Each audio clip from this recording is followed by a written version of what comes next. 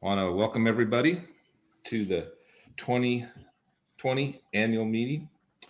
We have 117 people registered for the meeting today, which is far and beyond anybody's expectations. With that said, I'll hand it over to Matt. Excellent. Well, thank you, Mark. Yes, as you said, this is an interesting time for ag forestry. Also, a little exciting, but to set the stage, right now, this minute, class 43 is supposed to be in Wenatchee at their public speaking seminar. And they would just be about wrapping up their 5-minute speeches. Our in-person annual meeting would just be wrapping up, and the board of directors would be getting ready to sit down with the new class and meet them. And it's easy to think about what we wish things could be, but with COVID, everything seems to have had a silver lining. And so this year, the silver lining is that we really have a wonderful opportunity to engage with you, our members, and our alumni in a virtual format. Last year's annual meeting included about 3 Wenatchee area members.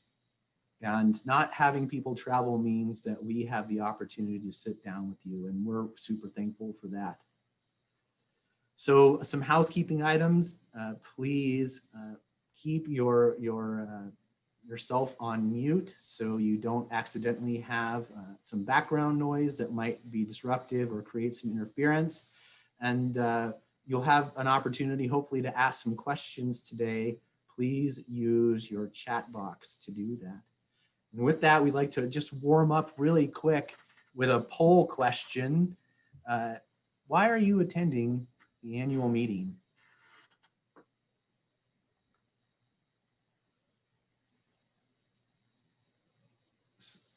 So you should be able to see on your screen an opportunity to reply to our poll.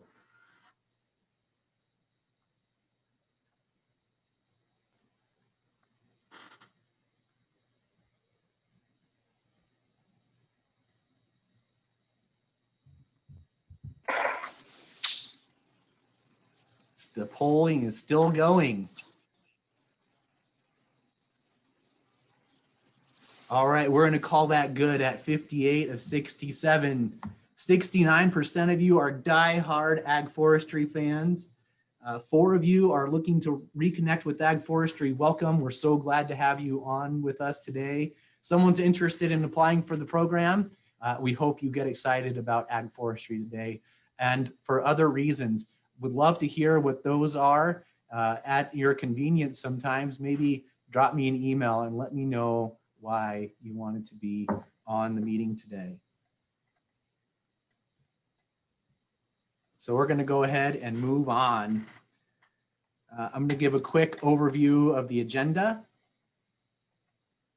So today, Mark Wiesler has called our meeting to order, and we're going to make a special effort to do introductions. And no, we are not going to go all the way around this virtual room and have you do your ag forestry introduction, but we do have the opportunity to break into small groups so that you can do that.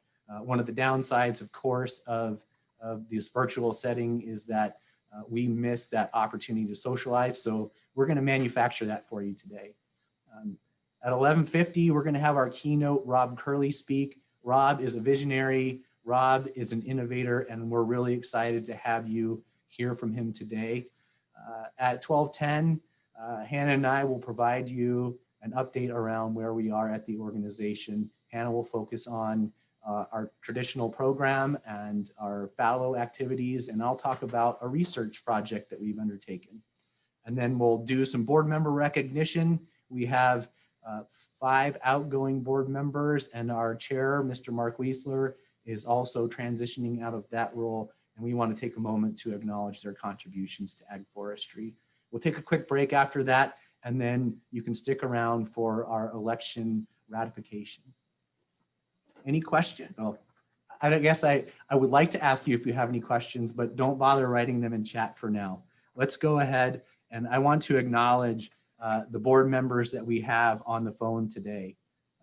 Emily Batista Hurt, Michael Brockle, our past chair, Mel Calloway, Craig Kreider, an outgoing board member, Justin Hall, Charles Laird, an outgoing board member, Chris Lundy, Tressa Mercy, Dan Miller, an outgoing board member, Kevin Paulson, an outgoing board member, Carol Peening, Jason Schlegel, an outgoing board member, Lori Stonecipher, Sherry Sullivan, Dennis Swinger Jr., currently our first vice chair, Jeremy Vanderbeck, currently our treasurer, again, Mark Wiesler, our current chair, Lindsay Williams, and Kyle Womack, our secretary.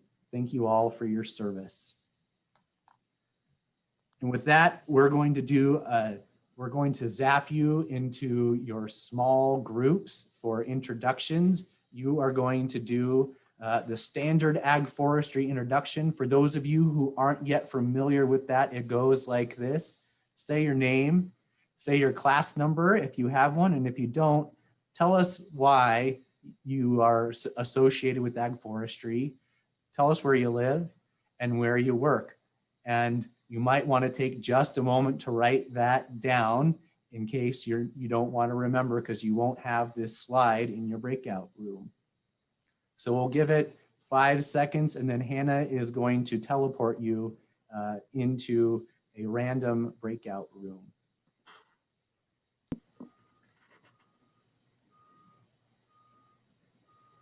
Okay, Hannah, do we think we have most people back? Okay, excellent. Well, Mr. Wiesler, we have some board business to conduct before we move on with the rest of the meeting.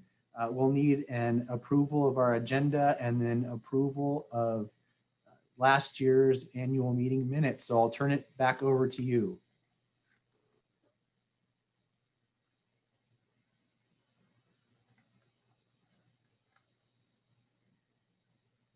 Mark, do we have you?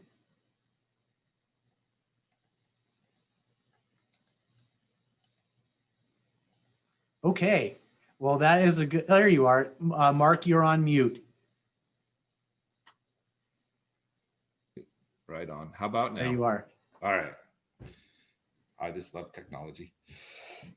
Okay. Everybody's had a chance to look at the agenda, I'm assuming. Does anybody have any questions? All right. There are additions. Okay. Hearing none, I'd entertain a motion to approve the agenda. So moved, Mark. This is Craig. Thank you, Craig. This is Mel. I'll second it. Okay, it's been moved and seconded to approve the agenda. All in favor, say aye.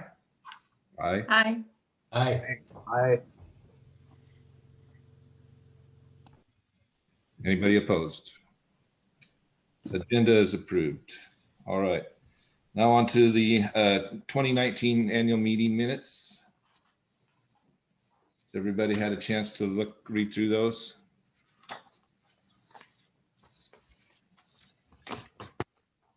Does anybody have any corrections or additions?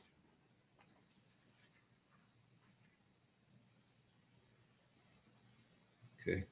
Hearing none, I would entertain a motion to approve the annual minutes from 2019. So moved. This is Michael Brockle. Thank you, Mike.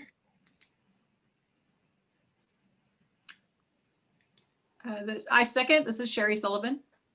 Okay. It's been moved and seconded to approve the annual meeting minutes from 2019. All in favor signify by saying aye. Aye. Aye. Aye. Opposed, same sign. Minutes are approved. All right, thank you guys. Matt, you're up. Thank you, Mark. So we thought it would be exciting to bring you a guest speaker, and Rob Curley is a phenomenal one. Rob is the only editor in the nation for newspapers to have won the top award in print journalism, which is the Pulitzer Prize, the top award in broadcast journalism, the DuPont Award, and the top award for online journalism, ONA's best news site in the world, all of which happened when Rob was the Chief Content Officer at the Las Vegas Sun. Rob's been on the cover of national magazines, including Fast Company magazine, and has even been featured in an Apple commercial. Creativity magazine named him one of the 50 most creative people in the world. And he's the only newspaper editor in the world to give tech talks to Google programmers on the web giant's main campus in Mountain View, California. Along with his time in Las Vegas, Rob had previously been in leadership positions at the Orange County Register and the Washington Post. He was the youngest vice president in Washington Post history. Rob loves newspapers, and he brings that passion to the Spokesman Review as the editor-in-chief. We've also been blessed that Rob loves ag forestry. Since taking over as editor-in-chief at the Spokesman, he has dazzled class members with his visionary approach to business and life. As all of us are taking on the challenge of adapting to COVID, we can be inspired and learn lessons from Rob's quest to innovate a path forward for the Spokesman Review and the newspaper industry. Please help me welcome Rob CURLEY. Hi, can you all hear me? Yes, sir. All right. Well, I'm just gonna get started, so if that's all right. So I'll make one clarification. I didn't win all those awards. The newspaper I was at won all those awards, and I just happened to sign the expense reports. The big difference. So, but I'm just gonna ramble for a while. I can't really hear or see any of you, so I'm mostly just gonna entertain myself. So I hope this works okay. So you probably all were wondering why would they ask a newspaper editor to talk about innovation and inspiration? And I mean, it's clear that the horse buggy maker must not have been available, something like that. So my background was pretty well explained. I've worked at a lot of large media companies, and even though I've wanted to be a journalist since I was in the 3rd grade, which means I've had no luck with women since I was 11, that I also could code. So early in the 90s, I was asked if I could build a website for the newspaper I'd always wanted to work at, the Topeka Capital Journal. And 6 months after we built it, it was named the best news site in the world, which is awesome because there were like 3 of us. So the bar was pretty low at that time. But the company I worked for said, we should have this Rain Man nerd over in Kansas come help us build all of our websites. So I did that. I built websites all across America, from Jacksonville to Juneau. And I even got to build the Masters golf website. So, but this is in the early days when there wasn't a lot of supervision. So my career kind of changed, and I got to go to Lawrence, Kansas, where I was very homesick. So I came, and it was when I worked in Lawrence that a lot of interesting things happened. We were young and we were fearless, and we had all these kind of web nerds who just didn't know how things worked. And so we hacked into another website that was kind of new in that era called Google. And instead of them being angry at us, they asked what if they just gave us the passwords to figure out how to do all this stuff. And if you've ever wondered how Google Maps ever got integrated into other websites, it was the code that our team wrote. We invented a language called Django, which is now the backbone of a lot of fast programming that's done in the world. And it was all done in a basement in Kansas. Well, at that time in New York Times, all these media executives were coming from around the world to see how we were doing it. And one group of execs from the New York Times wanted to send a reporter there to write about us. And, after a couple of months, a front page story appeared that said the newspaper of the future is in Lawrence, Kansas, and all of us were hired away. So that's kind of the basic gist of how all of this happened. But it's really my love of newspapers and really small town family-owned newspapers that matters to me. After I was the editor of the Orange County Register for 5 years, and I'm not passing judgment, but the family that owned it was the Kushners. They're not great with money. It went into bankruptcy, and when it came out of bankruptcy, it got bought by a hedge fund. And I'm not going to explain to you why hedge funds are evil, but trust me. And I asked my wife if I could stay in newspapers, but this time for a family-owned paper. This becomes the first time I've ever applied for a job in my life, and I called Stacy Coles, got the kind of patriarch of the family who owns the Spokesman Review, and I said, "My name is Rob CURLEY. Please don't post a job." That's how I applied. So long story short, that's how I ended up in Spokane, and I've loved it. So when we got here, I put together kind of a 5-year plan, and it couldn't be, you couldn't jump ahead. It had to be done in 6-month increments. And everyone thought I was kind of crazy until at the 18th month, weird things started happening. We became the only newspaper in America whose numbers grew. We went from 68,000 subscribers to 82,000 subscribers. The first time the newspaper had circulation growth since 1994. So then other things were happening that were just didn't seem right. And that's when my boss said, can we go to year 4 in your plan? And I'm like, no, we can't. You got to go slow. We're building an infrastructure here to hold all of this stuff. But I want to talk to you about what the basis of all of those ideas were. So one of them is what I'm going to refer to as the 5 Ps. Now, this is going to come off like a very newspaper-like strategy, but it's not. This is a strategy that if you look at the most successful businesses in America, you will recognize these 5 traits. Number 1, passion. Do you understand what your customers care about? And this is what makes corporate journalism fail. They're producing the same newspaper in cities all across America. Like, it breaks my heart that Tacoma and Boise and Miami have to share basically the same newspaper. Because we all know Boise and Miami are exactly alike. That's not true at all. That's terrible. There's no way. So this is why corporate journalism fails. They don't know what matters to their customers. We live in a certain area of our country because we want to be around our tribe, the people who have the same values of us and share the same sort of vision as us. So that means every city is different. You have to know what your customer cares about. What are they passionate about? Number 2, practical. Look, life is it's hard. I mean, when we're born, they ought to give us an instruction manual, but they don't. So if you can find a way to make their life easier, then that matters. You know, I tell people, like, it isn't so much about saying, look, don't you understand that what we're growing is important, and we're the breadbasket of America. We feed the country. Just tell me how to cook chicken easy, and you know, I just need practical stuff. I believe the message. I just want it to be easy. Practical matters, especially in today's world. I mean, especially. The third one is really close to me, and that's personal communication. It's why I will speak anywhere that asks me. It's why I love, instead of emailing people, I love calling them back. I love talking. Well, if you haven't heard, I love talking. And personal communication matters now more than ever. Why? Because our entire world is filled with technology. I mean, from the moment we wake up until the moment we go to bed. And if you don't believe me, I'll bet you almost all of you, the first thing you do before you even get out of bed is look at your phone to see what your emails are. You're not even out of bed yet. And my guess is the very last thing that you do is look at your phone to see if you had any messages before you go to bed. Technology permeates our entire life. And in that scenario, humanity matters, because it's wild. It actually becomes special because no one else has it. When you show humanity, it feels different. And what really ticks me off about this is the one company that does it great is the one company that's the most tech-based of all, and you know, kind of quasi-evil here, and that's Amazon. I mean, they are destroying so many local economies by shutting down mom and pop brick and mortar stores, and it's just heartbreaking what's happening.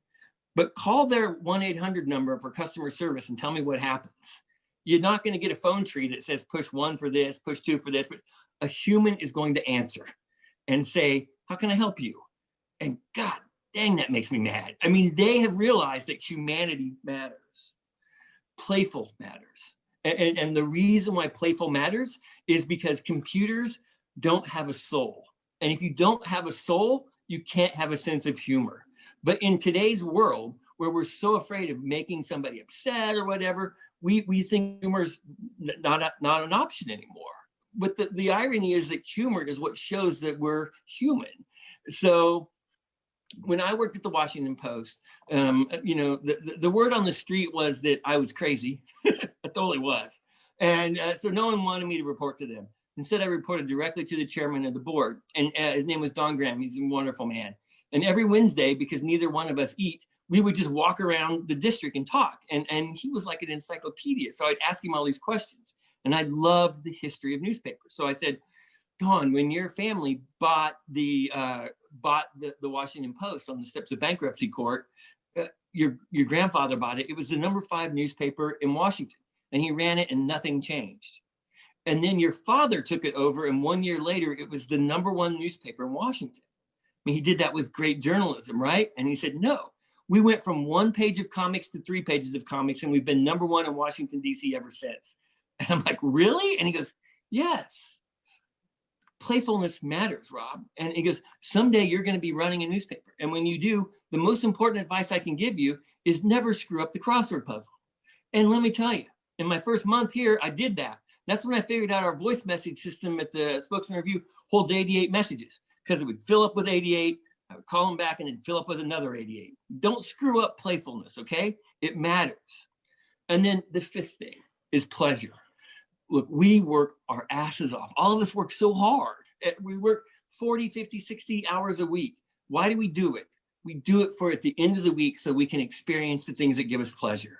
Some of us want to go hiking. Some of us want to go fishing. Some of us want to play guitar. Some of us want to knit. Some of us want to travel. Whatever it is that we love, that's what we work for. We work for that moment where there's this thing of pleasure, which is different than passion.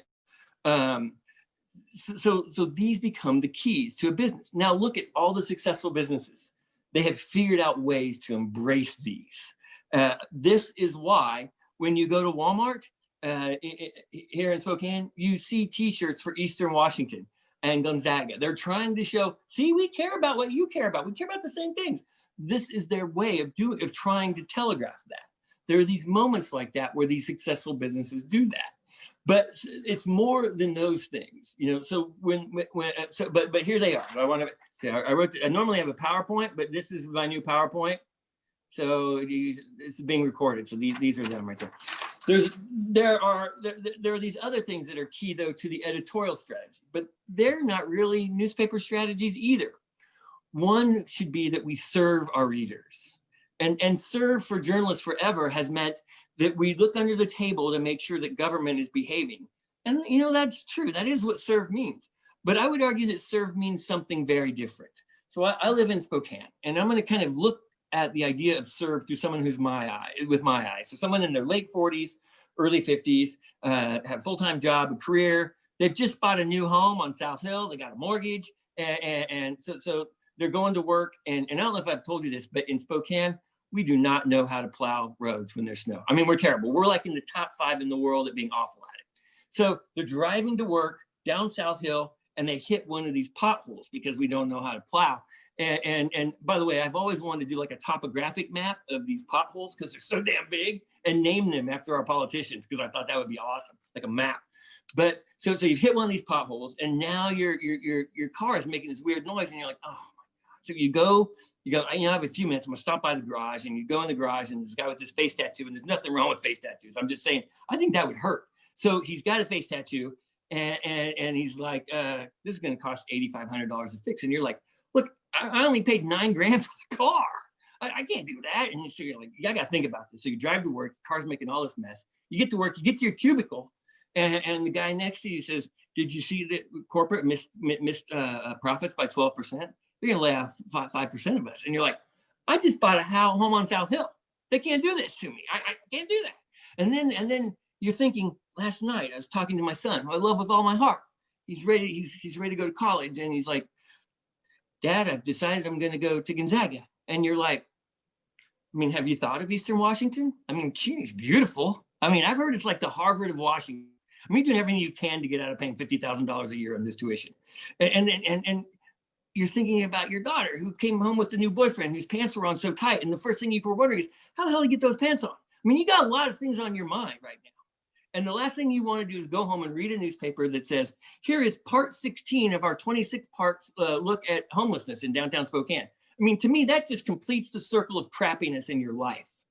What you want is for the newspaper to say, look, we're all stressed out right now. Let me tell you where the 5 best places to get some pie are. Let me tell you where to go get a good pizza. Let me tell you how you can watch this movie that hasn't been available since we were kids and watch it now. They want to be served. They want to be taken care of. Serve doesn't always mean government bureaucracy. Serve often can mean, how do you make someone's life better?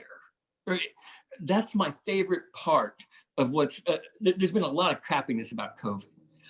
But the best part is it's made us all reevaluate what matters in our life. Fix that. Fix what matters in people's lives. The second thing is save. Look, for the longest time, journalists have thought save meant we're going to do a watchdog story every Tuesday. I hate those watchdog stories. You want to know why? I've never seen a law change because of something you posted in a Tuesday afternoon paper. It's never changed. You have to write about something for a year and a half. You have to get Olympia's attention. You have to get our DC delegation's attention and say, this matters. Help us fix it. The very first project we worked on when I got to the Spokesman review was called A Year in the Fields. And we were going to show that in a state that just focuses on Costco and Starbucks and Amazon and Microsoft and Boeing, that agriculture was what mattered. It was the infrastructure that held everything up. And this group had been forgotten. And we didn't do little stories. We did stories that took months to research. And they didn't just fill a page in our newspaper. Each story was like 6 pages. And when the year was over, it was funny. One of the last people I talked to was ag forestry. And they said, you know, it would be great if you would talk about this crop, this crop, this. And I'm like, you know, you're right. This can't be a year in the fields. We're going to keep going. So we went a second year and kept telling these stories. And what happened is a group that had been overlooked now realized they had a voice. And they realized that when something weird was happening in Washington, we weren't going to call our delegation. We weren't going to call Pelosi or Trump. We were going to call our farmers and say, tell us what it really means. We don't know. We're not farmers. And they would tell us, and it meant so much that we produced a book that sold out in 3 months. You know, it was amazing how quickly it sold out. And we've now turned that project into a traveling thing that when we all can go back to county fairs, your county fair will have a look at what agriculture means to remind people. It's going to be more than just visiting the cattle barns. It's going to be, this is what farmers do to our economic situation in the state. That's what save means. It's not a little watchdog story. It takes forever. It takes a long time. And then serendipity. Serendipity is so important. And serendipity is a key business strategy. And I'm going to tell you why surprising someone with delight matters from a business standpoint. It matters because walk into Target and tell me what's the first thing you see within the first 50 feet. You see that the decorations have changed. If you go every 2 weeks, they've changed the decorations in the store. And then over on the left, they have the little dollar bins. And you're like, you know what? I got to look through the dollar bins. And then you're like, can you believe I can get 62 erasers for $1? This is awesome. I'm buying the erasers right now. And then you look over to the right and you're like, they have clear beer now. It's called seltzer. So I'm buying some. It's like ginger. It's going to be awesome. And then you get home and it's awful. It really is. But what's happened is you've seen the decorations. You've got the dollar store thing. You've got the cheap beer, and the endorphins are running through you. I mean, you're filled with this positive vibe. And when people are filled with positive energy, they spend money. Happy people like to spend money. That's serendipity. Anger doesn't make people spend money. Happiness does. So this becomes key. So this is serve, save, and serendipity. These things matter. Okay. So look, this is a strategy that is important to me. And when I was trying to explain it to Stacey Coles, he thought I was making it up, but it's not. It's a real business strategy. It's called, how do you make people like you? It's called the virtuous circle. If you can make people feel good, then it works as a business strategy. It's successful. The virtuous circle is the key to making this work. So this becomes a strategy. What becomes important is we see what our industry, people in our industry are doing across the nation. We go to conferences and we come back and say, you know what they're doing over there in Louisiana? And I'm like, failing, just the same way we are. Be a contrarian, okay? If your pack is failing, then don't do what they're doing. Be the opposite. It's okay to do things differently. As a matter of fact, if you look at every single innovation that's happened in America, it doesn't happen in some big lab financed by a billionaire. Apple was invented in a garage. You know, the most important things happen in the most unsuspecting places. That's what matters. So, you know, I normally talk for a couple hours. It's pretty hard to get this down to 20 minutes, but that's what I got. And I want you all to know that I believe in you. I mean, and this isn't a talking point. We are now working to become the only daily newspaper in America with a full-time ag reporter. It's because this stuff matters, okay? So let's please go at this together. I mean, right now COVID has messed up the world and it needs our positive vibes. So that's my kind of closing point, I guess. And unless somebody would like for me to talk about more, that's what I got. Rob, I think you teed up the rest of our afternoon perfectly without even knowing it. The virtuous circle will be making an appearance in our update around the organization. The things you hit on, passion, practical, personal communication, those are all things that ag forestry values. And as we consider our business strategy going forward, we take great excitement in the success that you're having with the Spokesman Review. We're also a very traditional organization, and we just truly appreciate the time and energy that you have invested, not only today, but with the ag forestry classes that have been blessed to hear from you. Not the 30-minute version, but the 2-hour version, which is incredible. And then also the tour of the special tour of the Spokesman. So Rob, you know, and you all get that tour. You know, at some point you just got to email me and say I was supposed to get the good tour and I didn't. The Coles have accidentally given me the wrong key, so I can open every door. So we should go. Rob is serious about that, and I really do encourage you to email him and ask him for the tour. If you have time, you should do it. And if you're in Spokane for the tour, give me a jingle too, and we'll go have a beer or something. Rob, thanks so much for your time today. We appreciate you. No, I love talking to you all. You guys have a great meeting, okay? Thank you. Bye-bye. Bye now. So that's another difficulty of these virtual meetings for ag forestry trained people. I saw the clapping. Thank you for the effort. It is hard to show true appreciation, but Rob is phenomenal. So give me just a moment here to share my screen and we'll continue.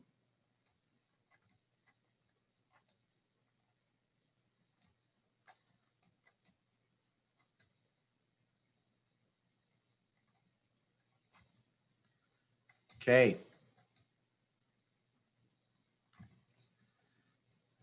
So the fallow. Just so you Sorry? know, we're seeing the presenter screen, not Oh. the.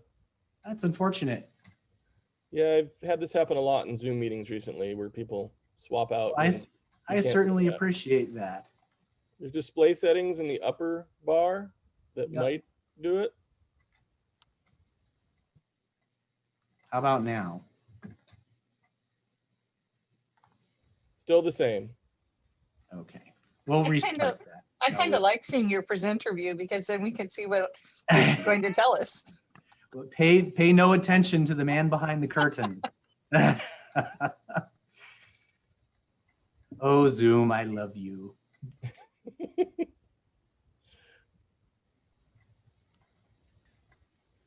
Okay, I think that's just right. That perfect. Thank you, Matt. Okay, so every Zoom meeting has its moment. I'm so happy that I was able to provide that for all of you.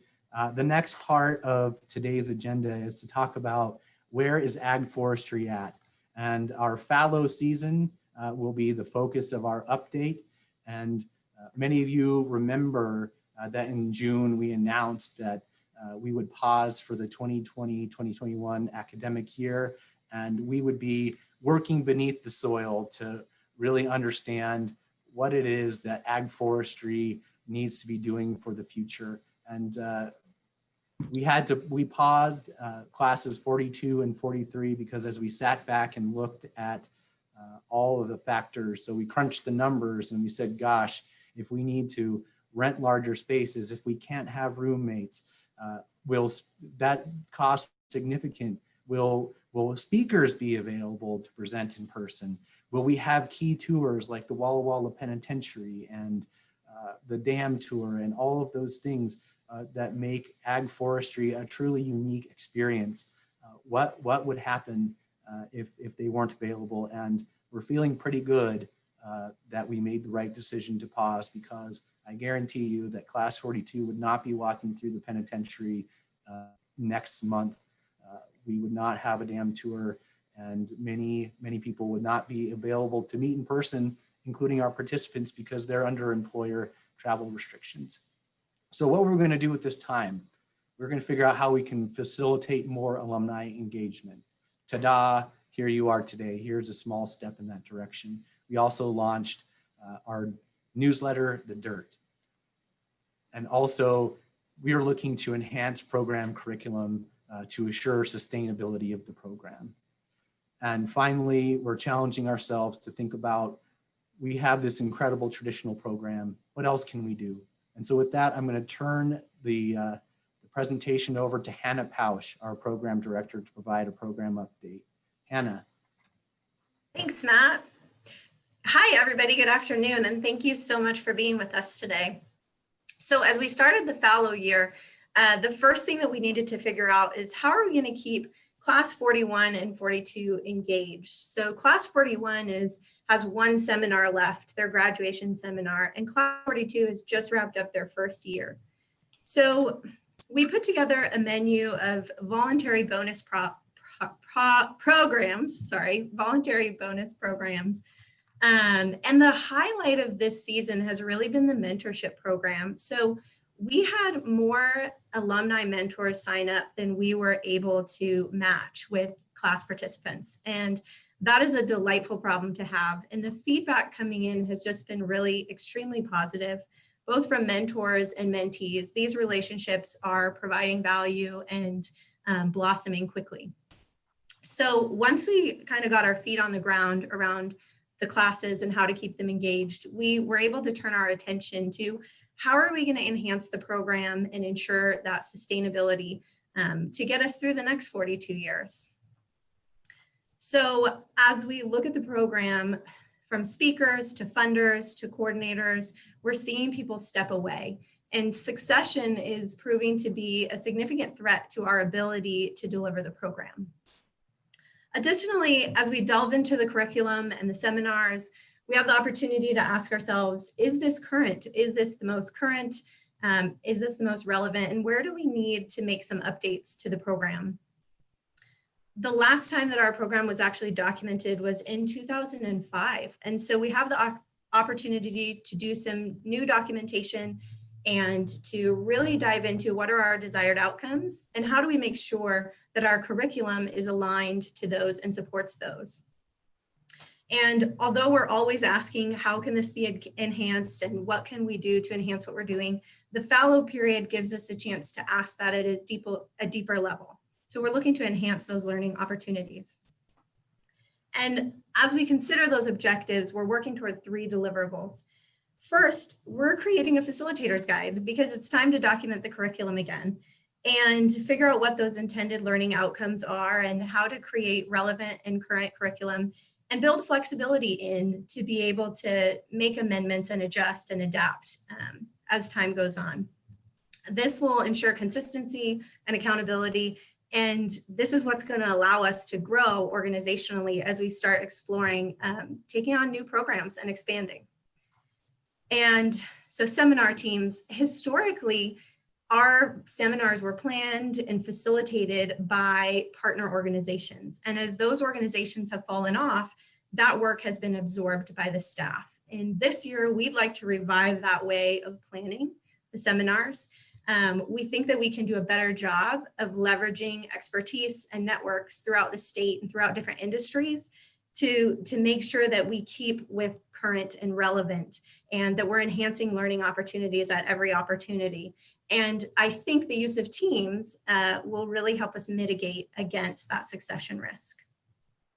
And the last thing we need to do is we need to come up with a plan. How are we going to shepherd Class 42 through their second year and Class 43 beginning their first year in a COVID world if this persists and we still need to make adaptations to the program. So putting together a plan B, a solid plan B, so that we're ready if this continues. So then we get to talk about new programs, and developing new ag forestry programs has been a conversation that's been circulating around the network for a long time.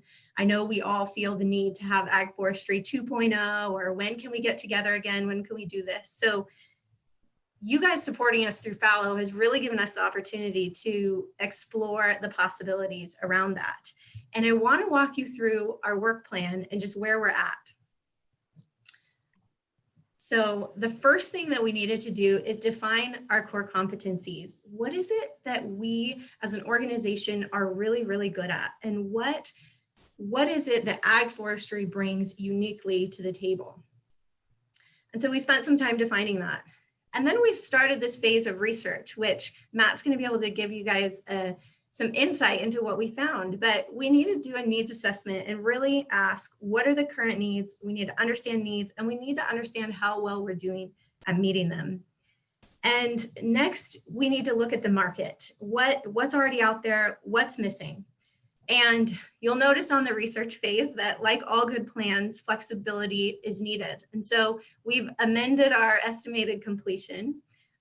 So we've been spending the last month doing some research interviews, and that's what Matt will share with you. But then we'll be getting into the market comparison through the end of the year. And as we come into the new year, we'll begin development. We anticipate being able to put forth some proposals for what new programs would look like based on our research in the end of March. And then we will have a season of refinement. There will be some back and forth. We need to get more stakeholder feedback about what we're proposing. And then when the programs are ready, we'll be ready to roll out new ag forestry programming, and we're so excited. So I'm going to pass it back to Matt to share what we've learned in the last month. Thanks, Hannah. So as Hannah said, we've just recently dove into a significant research project.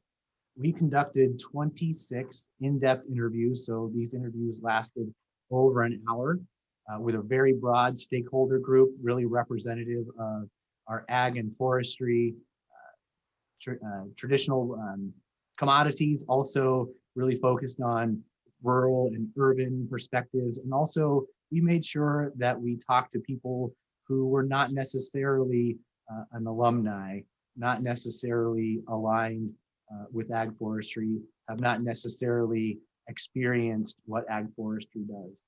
And why do we do this? Really, it's that needs assessment that Hannah mentioned and that Rob talked about is, can we really be serving our constituents if we don't understand if we're still meeting the mark with them? And then also a gut check. If we are serving, are we doing it effectively? Are we meeting our mission? Are we still relevant? Those are questions we asked ourselves as we moved into this research project. And the first question that we asked of all of our participants is, what's keeping you up at night? What is that reality that your organization faces today? And resoundingly, overwhelmingly, our stakeholders said that polarization plagues what they do, both professionally and personally. I saw a hand raise on the video, a sign of agreement that polarization is a significant challenge that we all face. And really, I think it was 18 people out of 26 that said that, and most of those people, that was the first word without hesitation that they uttered was polarization, a significant challenge facing us all. So a comment that highlights that was from Dave Headland of class 7. And he says, if you can't see the middle line from where you're standing, you're too far out. And he also said, we've got people standing out in the weeds on both sides, off the shoulder and shouting at each other, and that's just not good governance.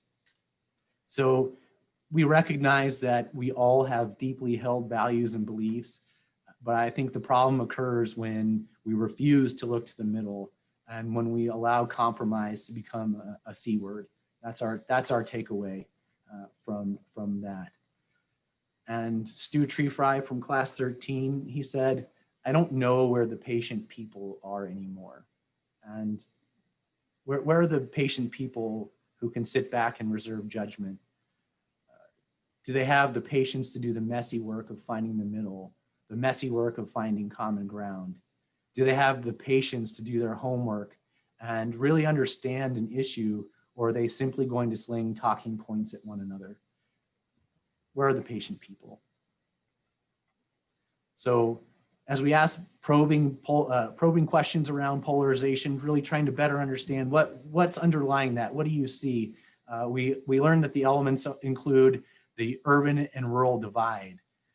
If you've been following the presidential elections, which I imagine most of you have, you've looked at the map and of votes. And in many states, you can see islands of blue counties surrounded by a sea of red rural counties. And in Washington state, you can look at the map and see it's almost a very simple east and west breakdown. That's the urban rural divide that we're talking about. But also simply a lack of civility. We think that a lot of that is systemic from social media and a lack of consequences around actions in the virtual world. But just generally, people are losing their ability to have a conversation. And moreover, they're losing their willingness to be curious and to ask questions of people so that they can understand the perspective. They don't want to know. They will kick you out of their life, out of their family, if you disagree with them. They're not curious any longer. Another major theme is the disconnect between producers and consumers. And to highlight that, during class 38's forestry seminar, I walked through the Mount St. Helens Forest Learning Center. And on the wall of that center was a quote from Aldo Leopold, who is a scientist, a forester, and a conservationist. And the quote is, "There are two spiritual dangers in not owning a farm. One is the danger that supposing breakfast comes from the grocery, and the other that heat comes from the furnace." And he said that back in 1949, and there was no way he could have known how dramatic the evolution of farming and forestry and also American culture would be over the intervening 7 decades, but he recognized the risk of taking our sources of food, fiber, and fuel for granted. And so as society becomes further removed from the natural resources that sustain it, that disconnect between consumers and producers is simply widening. And instead of being able to fill that gap with dialogue, we're finding ourselves filling it with conflict. And there are some quotes that further highlight this from our research. And Mel Calloway, one of our board members and owner of a family farm, said, "We are going to be asked to do more with less water, less impact, less land. Let's figure out how to do that because it's inevitable." And Sherry Sullivan, another board member and the dairy nutrient manager for WSDA, said, "When people move next door to a dairy, we might get some complaints about the smell, but I'll bet you those people consume dairy products. So they don't understand that connection between the dairy and the cheese that they eat every day." And finally, Heather Hansen, executive director for Washington Friends of Farms and Forests, said, "I wish we had an environment where people who produce food were supported and encouraged." These really underscore what's behind that consumer and producer disconnect.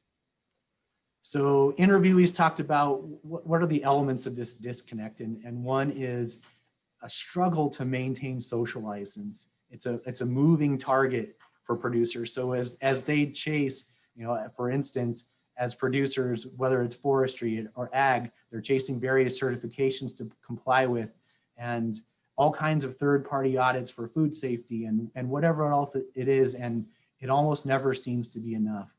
And that translates to our next theme of regulatory instability. As the public demands more from producers, that's also manifesting itself in more regular and stringent regulation. We also heard that in a lack of alignment among ag producers and forestry producers as a collective industry it clouds the message with consumers and lawmakers, and ultimately those fractured industry messages make it really hard to have a cohesive message and start closing that gap between consumers and producers. Also, we heard what keeps you up at night? Speed, the speed of technology, the speed of information, and generally the speed of change. You know, thinking about the speed of technological advancement, I'll ask you a rhetorical question. How many years is it going to be before a timber harvest happens without anyone stepping foot in the woods, any person? How many years before an apple makes it to from the orchard to market without the touch of a human hand? That's the kind of speed of technological change we're talking about. And the speed of information challenged us as well, but it's not really the speed of information so much as the speed of misinformation. How can you respond to a factual inaccuracy when they go viral? How do you catch back up to that? And also, who do you even decide to trust in the first place with your information? How do you know something is not correct? Just in general, the speed of change will never be slower than it is today, and this requires us all to adapt. And John Devaney, who is the executive director of the Washington State Tree Fruit Association, put it really well. Being the oldest industry existing doesn't mean we're exempt from change. We're all subject to these forces of change. So polarization, the disconnect between consumers and producers, and also the speed of change.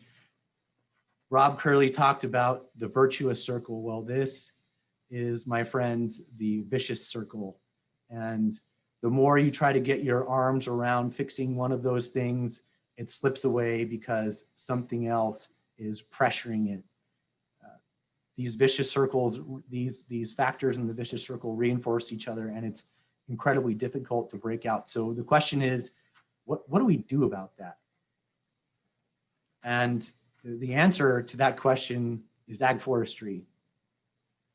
We gut checked our reason for existing through this research, and we found that ag forestry is a beacon of hope to break the cycle. We develop leaders who bring people together. And Vicki Charlou from Class 10 and president of 501 Consultants said, the need for ag forestry is not dying. We've never needed something more than ag forestry like we do now. So we gut checked our reason for existing, and we found that we have a special role in breaking the vicious cycle. And we also gut checked our mission to cultivate leaders who communicate, collaborate, inspire, and serve. And we did that by asking a follow-up question. So we asked, what keeps you up at night? And people described this landscape of polarization and disconnect between producers and consumers and the rapid change that we all see. And so our follow-up question is, okay, you described this, well, fairly bleak scenario. What is required of leaders in this environment? And we wanted to understand if that was people who communicate, collaborate, inspire, and serve. And we heard music to our ears in the response to this question. And we heard stories about great communicators. We heard great communicators are active listeners. They ask questions. They listen to identify common ground and values. They listen to understand and not to respond. They listen to what's being said. Great leaders do their homework. They stay curious. They make sure they understand the issues and the details, and then they can articulate those and communicate them with accuracy and credibility. And great leaders are simplifiers. So not only do they do the homework, but they can translate that maybe technical issue in layman's terms. And when the information is tough, and they can simplify that information, and they can simplify processes, and they can articulate a simple vision that allows people to connect. Great leaders are calm. They can bring calm to a difficult conversation. They're persistent in asking questions and seeking judgments. And they always look to make good decisions and judgments. And finally, great leaders create vision. They listen to each other. They gather information. They learn the stories. They learn the facts. They understand the passions, and they're able to put it together and package that into a shared vision that people understand. So we heard about people who communicate. We also heard about the collaborators, the people collectors, the people that build and maintain relationships. They can connect the dots between people and initiatives, and they're always listening to people's passion and problems, and they can help them find people who can help them solve their problems. They empower, they mentor, and they support others. They have open minds and open eyes. Effective leaders have their eyes wide open and to what's going on around them. They're aware of the situation, the people, and the possibilities. Their minds are open to those possibilities, to new ideas, to new people, and taking a new direction when needed. They're long-range thinkers. They're not focused just on today or themselves, but they're always looking to the next step, the next cycle, the next generation. And that's what ag and forestry does so well. They're mindful of the consequences, impacts, and stakeholders. They're transparent, they're authentic, and they work in a way that's easy for others to see. They're open to questions and input from others. And they're also emotionally intelligent, which is to say they're self-aware. They can manage themselves. They understand what's going on socially, and they can manage relationships accordingly. Great leaders communicate, collaborate, inspire. They inspire, they're hungry for a challenge. But that means they're also coachable, and they have a growth mindset, and they're curious, and they're solutions oriented. They see the possibilities. They practice outsight. So they look at other unrelated activities and they say, hey, I think that's applicable to what we're trying to do. They have confidence and creativity.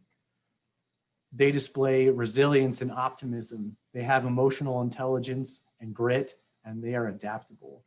They're credible. Good leaders are credible when their vision and values, and they're passionate and driven, and they're committed to what they're doing.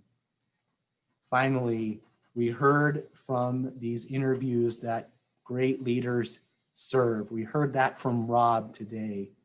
They're the conveners. They don't have to be the center of attention or the front man. They're always looking to serve through connecting others, building bridges, and bringing people together. They're strategic about that. They can triage. They can see the big picture and make sure that the ship is headed in the right direction, but they know what activity they need to do first to make sure that happens. They're customer service focused. They see every interaction as an opportunity to serve, empower, teach, and provide value. We heard that from Rob also today. Humility, they can admit their faults and mistakes, and they seek common ground. And finally, they really form symbiotic relationships. They're willing to complement other skills, strengths, and resources. They're adept at building mutually beneficial relationships, partnerships, and collaboration. Jamie Pinkham kind of summed up what it means to communicate, collaborate, inspire, and serve, and to try to transcend that polarization when he said, ag forestry is what really helped me in launching my role as a bridge builder. So the only way to reverse a vicious circle is the virtuous circle. We have leaders from across our state who communicate, collaborate, inspire, and serve. So we know we're doing the right things. Our research confirmed that we have a special role in our state to bring together people for the common good and to equip leaders to do that now and in the future. And we confirm that our mission is relevant. The kind of leaders, the ones who communicate, collaborate, inspire, and serve, are the ones that we need most. But we also confirm some challenges with our business model. And as the pressure to do more with less increases, our need to adapt also increases. Faster and faster, we have to adapt. So what does that look like in agriculture? Well, agriculture and forestry organizations have two options at this point. They get to grow bigger, to be more efficient, or they have a niche play. They have specialty vegetables, or they are growing organic, or whatever that looks like. And many of these niche players are reliant more and more on off-farm income to make their dream of farming work. And so that has created a barbell. Ag forestry was built with the idea that the barbell would always be pretty thick, a lot of mid-sized producers, and that is no longer the case. So we are challenged to meet both ends of this spectrum. And then also, how do we bring the smaller players together with the larger players so that we have one industry voice? Another challenge that we face is commitment.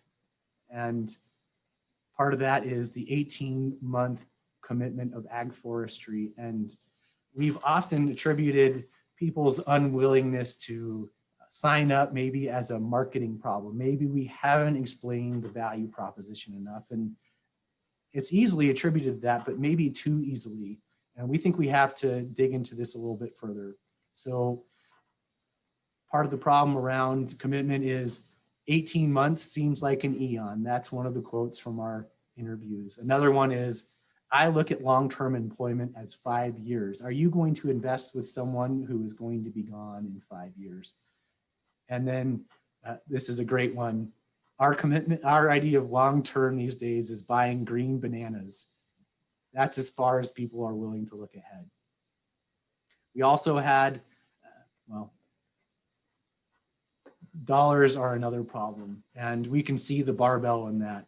So this is a quote, that's more than we can afford on our farm, $6,000. That's the niche play of the barbell. And then the other end is 18 months, gosh, $6,000 doesn't seem like enough money. And well, if you think about how ag forestry works, $6,000 isn't enough. It does not cover the cost of the seminars, even when you multiply that $6,000 by the 20 or so participants that we have.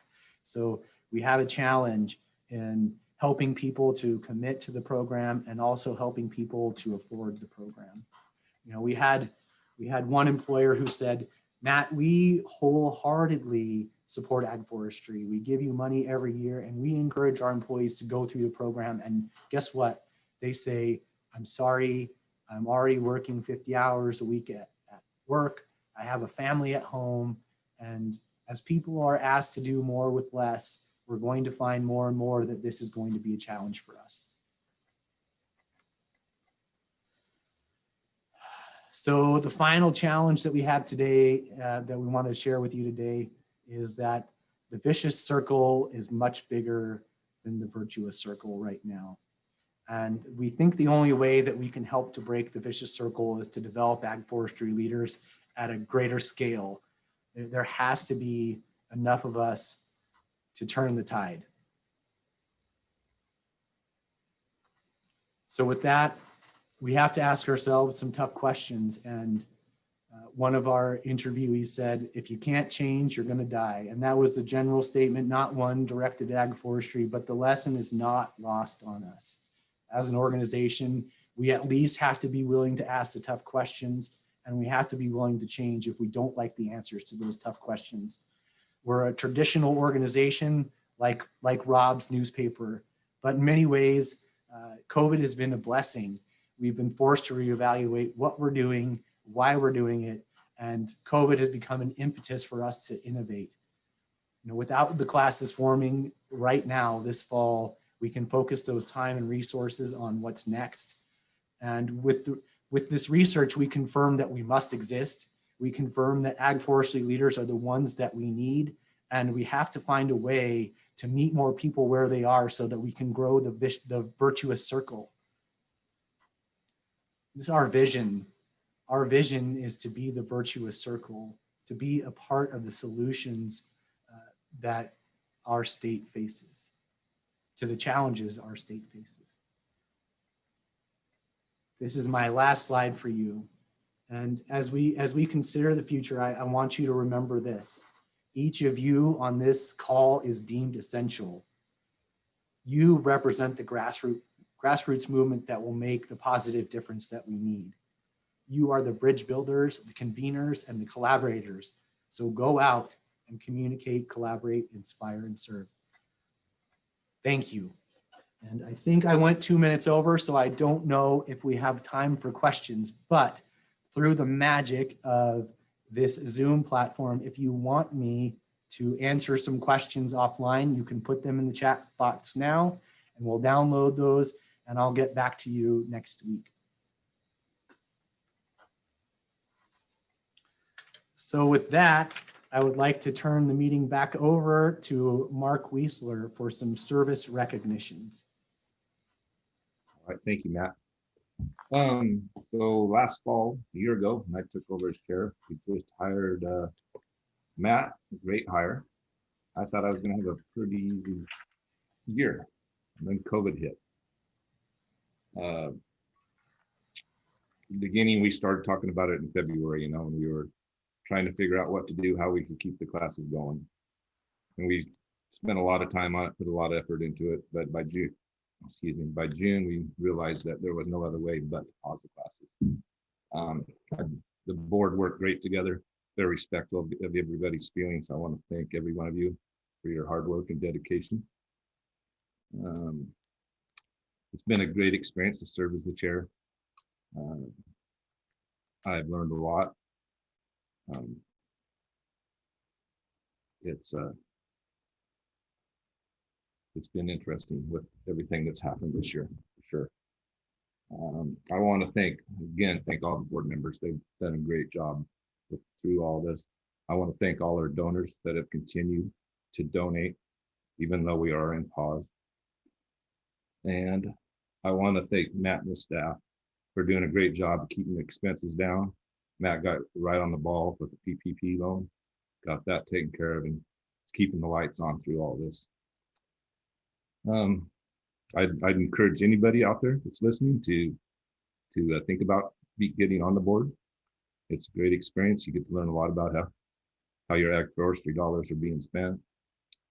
And lastly, I'd like to wish my predecessor the best of luck. You're going to have a great time. Okay, moving on. I want to give yes, go ahead. Mark, if you don't mind, are you gonna, I'm sorry, I'm gonna let you finish. No, go ahead. Go ahead. Did I miss something? I just hope to recognize Craig and Charles and Dan and Kevin. Yeah. That's where I was going. Yeah. Okay, so let me get off your toes and you go ahead and start. No worries. I want to give a special thanks to our outgoing board members for all your time and dedication. You guys have done great work. Craig, Charles, Dan, Kevin, and Jason. Thanks. You really taught me a lot. Thank you. Okay, Matt. Okay, yeah, just really quickly, Craig, you've been a calm and thoughtful presence on the board. You're going to be missed. You batted the cycle of 9 years. Congratulations to you, and thanks for being a part of the Ag Forestry family and providing a really valuable non-alumni perspective to the board. And Charles, you've been an incredible asset to the organization, tackling things like new board member training, helping to tackle the selection process for the new executive director, and for your steadfast commitment to providing a wine fridge at the graduation. We thank you.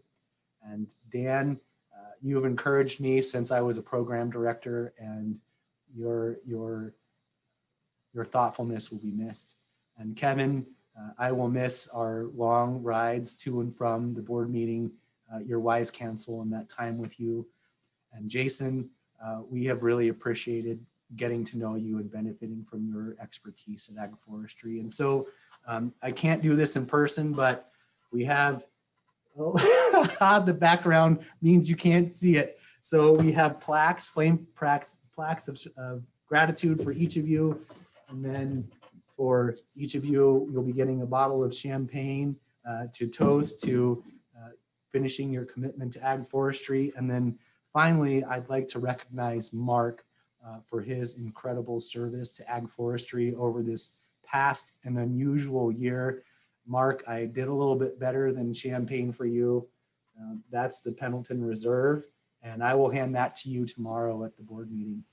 Wow. Thank you. Thank you.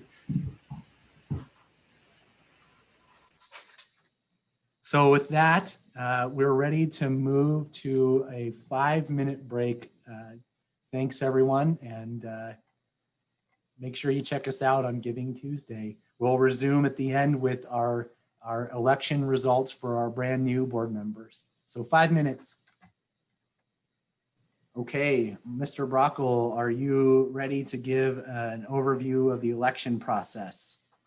Sure. I think I got all the food out of my beard, so I think I'm ready to go. So as past chair, I'm the chair for the nominating committee. The nominating committee convened back in October, and we assessed the current makeup of the board, looked at a number of areas as far as in terms of the board makeup, and then looked at some factors to see what we needed to do to make it more balanced, if it wasn't already balanced, and then identify some critical areas or individuals with expertise that we felt would make a good fit to the board. So the nominating committee consisted of myself, and then second vice chair Emily Batista Hurt, and our executive director Matt Close. We've analyzed the current makeup of the board and a few statistics on the board. We have a 21 seat board, of which 19 of the 21 seats are currently occupied. Last year, there were 2 vacancies that were left open as the board was seeking an individual with legal expertise and some HR expertise. So the board felt that those were 2 areas that we wanted to leave open if the right person came about, that they could bring those expertise to the board. Of the 21 seats, 6 of those seats roll or renew in 2020, this calendar year. There's 5 for 2021 and 8 in 2022. So I know over the last couple of years, they tried to balance that to keep it around 777, so that we can maintain some of the wisdom on the board, or the individuals with a number of years on the board, to keep those individuals on there, so we didn't have a massive rollover in 1 year, and keep it more even. Of the 19 current board members, 17 are alumni and only 2 are non-alumni. And the number of seats filled by areas 1, 2, 3, 4, 5, and 6. We have 4 in area 1, 0 in area 2, 1 in area 3, 2 in area 4, 3 in area 5, and 9 in area 6. So we're heavily concentrated in area 6 and 1. We do have one area that does not have representation on the board at this time. So with that, with the current board makeup, what we saw was a need for some non-alumni board members, individuals in the tree fruit industry. We need some shellfish production representation, and we wanted to see some more representation from areas 1 and 2. So, with that, with kind of those items in mind, we reached out to a number of individuals, and I don't have full bios on the slate of candidates, but we had a total of 6 candidates that had expiring terms. One of those candidates was going to be seeking re-election, and that's Lindsay Williams. And the other 5 seats that were expiring this year, a number of those seats were either terming out, or I think 3 of those 5 were terming out, and 2 of the 5 were not going to seek a 3rd term. So we had 5 replacements to make. So we reached out to Kathleen Nesbitt Monsey. Kathleen is class 33. She's in area 1.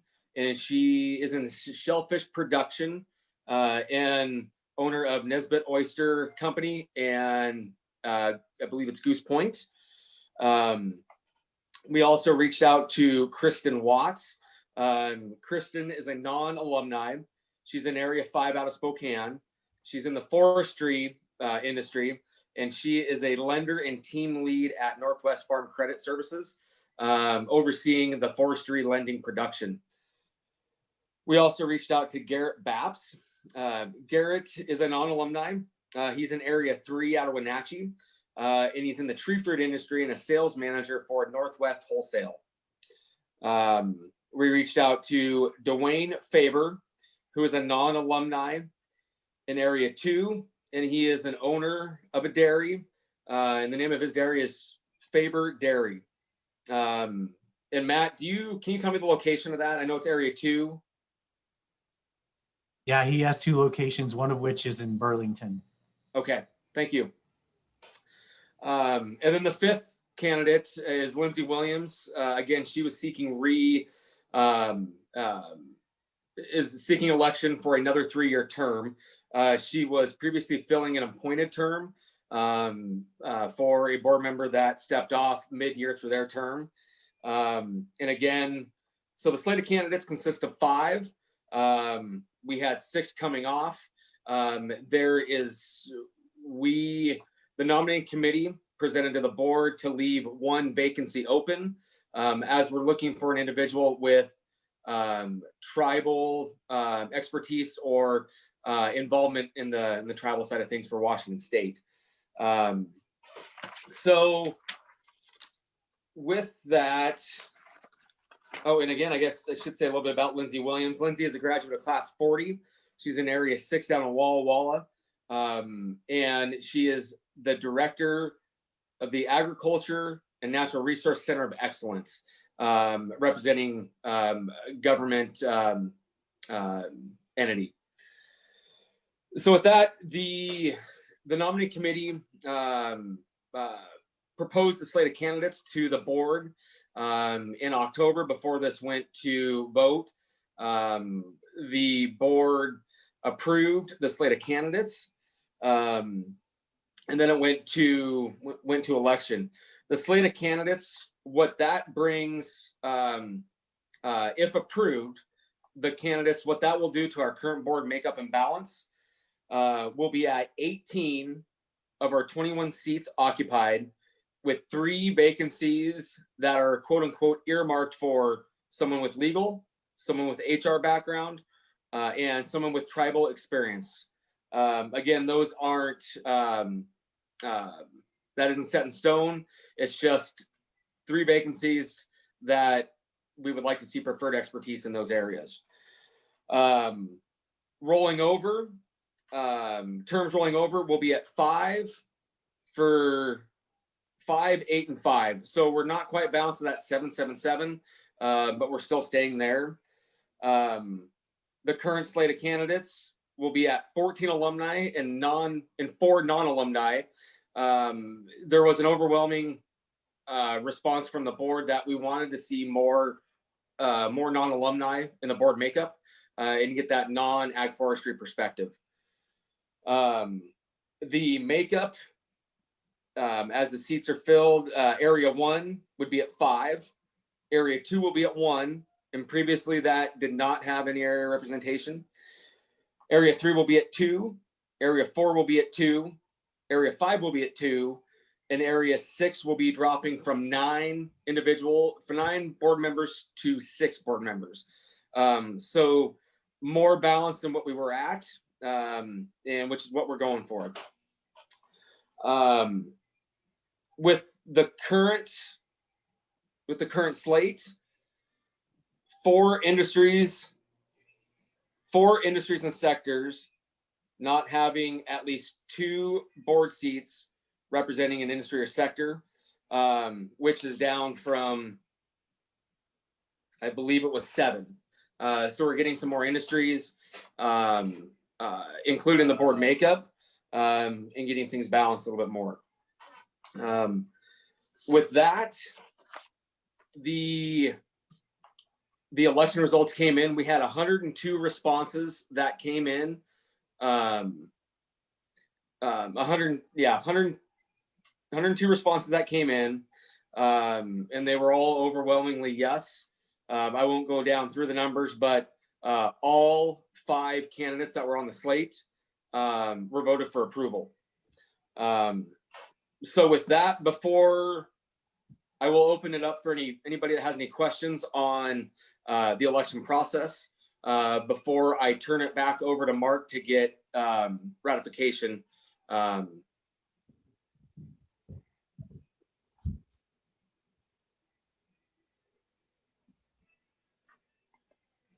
All right, hearing no questions, I'll turn it back over to Mark to get board vote and ratification for the process. Okay. To entertain a motion to approve the election process. This is Mel Calloway, so moved. Second, Chris Lundy.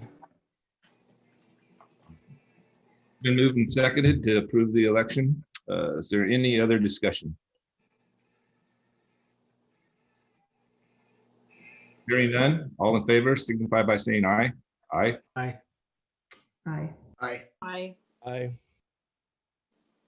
Opposed, same sign.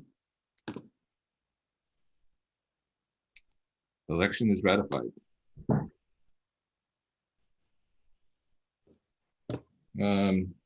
Matt, what are we going to do next? Or Michael? I think, Michael, we can safely announce our new board members as board members. So welcome Garrett, Dwayne, Kathleen, Kristen, and Lindsay. Congratulations and thank you for your service. We're looking forward to seeing you at tomorrow's board meeting. And with that, we conclude our annual meeting, our first virtual and probably not our last. Please feel free to reach out to me anytime. I mean this. Call me, email me, whatever, with your questions, comments, hopes, and dreams for ag forestry, any feedback you might have around today's meeting. And speaking of that, I know that some of you were not able to join for the full meeting. A recording will be available and we'll break it into bite-sized chunks so that you can watch the parts that you missed or the parts that you may want to see again. With that, I thank each of you for being a part of the ag forestry family, for your unwavering support in this fallow year, and we are looking forward to what the future brings us. Thanks, everyone, and thanks again to our outgoing board members. Take care. Thanks, Matt.